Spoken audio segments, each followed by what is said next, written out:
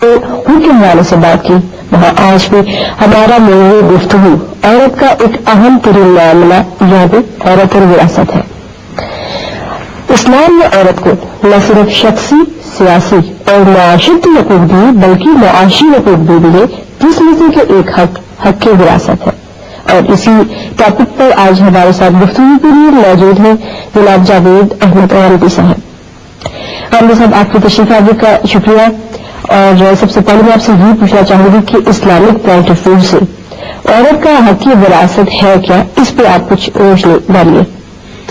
اسلام میں جو وراثت کا قانون ہے یہ قرآن مجید میں بیان ہوا ہے، اس کے بارے میں ایک تو اصولی بات یہ سمجھ لیجیے کہ اس کا تعلق ایک ترکے سے ہے، یعنی جب کوئی شخص دنیا سے رخصت ہوتا ہے تو یہ قانون اس وقت لاگو ہوتا ہے۔ اس سے پہلے اگر زندگی میں کوئی آدمی اپنی بیٹی کو، اپنے بیٹے کو، کسی کو بھی کچھ دینا چاہے اس میں سوائے اس کی کوئی پابندی نہیں ہے کہ اسے انصاف کے ساتھ معاملہ کرنا چاہیے۔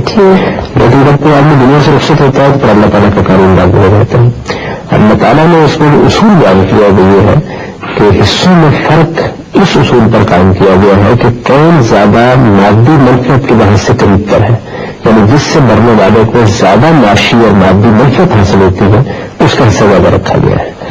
تو یہاں پہ سوال ایک اہم سا پوائنٹ ہے، بہت سے لوگوں کے ذہن میں یہ بات گھومتی رہتی ہے کہ آئے وراثت کہ جس میں عورت کا حصہ مرد کی نسبت آدھا بتایا گیا ہے، اس کی کیا وجوہات ہے؟ عورت یہ واضح کر دیجیے کہ عورت اور مرد کی بنیاد پر حصے میں قائم کیے گئے۔ چلو ٹھیک، یعنی عورت اور مرد کی بنیاد پر اگر حصوں میں کمی بیشی ہوتی تو پھر ماں کا حصہ باپ سے کم ہونا چاہیے تھا۔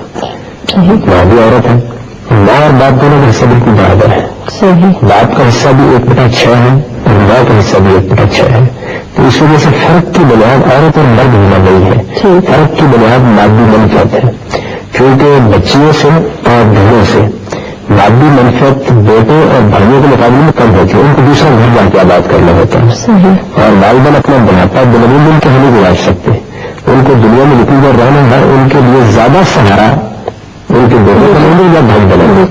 چونکہ معاشی اور مادی منفعت سے زیادہ حاصل ہوتی ہے تو حصے میں فرق کر دیا گیا۔ اور میرے خیال میں ایک وجہ شاید یہ بھی ہے کہ شادی کے بعد عورت کو حق مال ملتا ہے یا جہیز کی شکل میں مال زیورات، اس کی مالک تو عورت ہی چاہیے، تو میں بھی یہ ایک ایڈوانٹیج ہے۔ زندگی میں دیکھیں جو کچھ بھی آدمی دیتا ہے وہ باہر اس کا حق ہے کہ وہ دے، اور کوئی خاتون اگر لیتی ہے تو اس کا بھی حق ہے کہ وہ لے۔ میراث کے قانون کا بنیادی فلسفہ یہ ہے کہ ایک شخص کو اس کی دنیاوی زندگی میں جہاں سے کوئی منفعت حاصل ہوتی ہے اس کے لحاظ سے اس کو تقسیم کر دیا جائے۔ تو بچیوں کے معاملے میں تو ہماری جو اسلامی تعلیمات ہیں وہ یہ ہے کہ ان کے ساتھ زیادہ شفقت کا، زیادہ محبت کا رویہ ہونا چاہیے، اور کوشش کرنی چاہیے کہ والدین بھی جس حد تک بھی ان کو اپنے پاؤں پر کھڑا کر سکتے ہیں کھڑا کریں۔ ان کے لیے معاشی جدوجہد کے دروازے بھی اسلامی شریعت میں کھلے ہوئے ہیں۔ پھر ان کو جس دوسرے گھر میں جانا ہوتا ہے وہاں بھی ان کے حصے میں کرنا ہے، ان کے خاوند کو ان کی کفالت کرنی ہے، اس میں ذمہ داری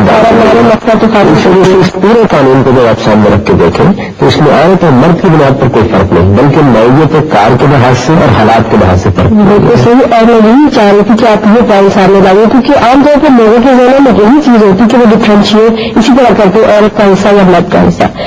اور ایک بات یہ بھی آپ سے میں پوچھنا چاہوں گی، جب تک تو ہم نے عورت اور وراثت کے بارے میں بات کی ہے، لیکن ہمارے یہاں دیکھنے میں تو یہ چیز آتی ہے کہ عورت کو وراثت میں سے حصہ ادا نہیں کیا جاتا ہے۔ کیا شادی ہونے کی صورت میں یا عورت کی شادی پر جو والدین اخراجات کرتے ہیں، ان وجوہات کی بنا پر عورت اپنے حق وراثت سے بری ذمہ قرار دے دی جاتی ہے؟ میں نے تو پہلے بھی عرض کیا کہ جو کچھ بھی والدین اپنے بچے کے لیے کرتے ہیں وہ اس بچے کا حق ہے، اس کا کوئی تعلق وراثت سے نہیں ہے۔ وراثت میں اس کا حصہ اللہ تعالیٰ کا مقرر کر دیں، وہ ہر حال میں اس کو ملنا چاہیے، لیکن یہ ادا نہیں کیا جاتا، بڑے دیر کیسے جیسے ہمارے معاشرے کی ذہانت ہے، ہمارے معاشرے کو ایجوکیٹ نہیں کیا گیا، انہیں بتایا نہیں گیا کہ اس قانون کی اہمیت کیا ہے، ان کو شاید یہ معلوم نہیں ہے کہ قرآن مجید میں جو وراثت کے حصے ہیں ان کو ادا نہ کرنے پر ابدی جہنم کی سزا سنائی گئی ہے۔ یعنی چند جرائم ہیں جن پر اللہ تعالیٰ یہ کہتے ہیں کہ مسلمانوں کو بھی ہمیشہ کے لیے دوزخ میں ڈال دیا جائے گا۔ ان میں سے ایک جرم یہ ہے، اس کا لوگوں کو احساس نہیں، وہ یہ خیال نہیں کرتے کہ یہ اصل میں ایک خاتون کا حق جو قائم ہو گیا ہے اس کو